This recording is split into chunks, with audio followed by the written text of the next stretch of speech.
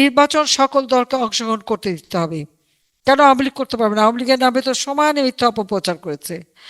মানুষ হয়তো সাময়িকভাবে বিভ্রান্ত হয়েছিল, এখন তো মানুষ বাস্তব অবস্থা বুঝতে পেরেছে।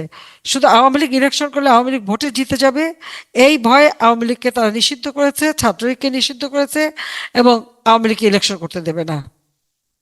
তাহলে কিসের গণতন্ত্র আনলো তারা? কিসের মানবাধিকার আর কিসের কি?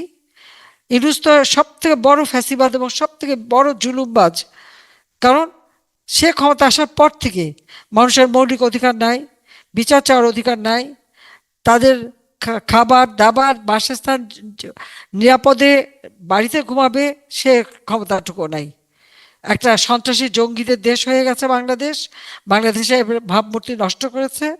কাজে এই নির্বাচন আওয়ামী লীগকে ভোট অংশগ্রহণ করতে দেবে না তারা।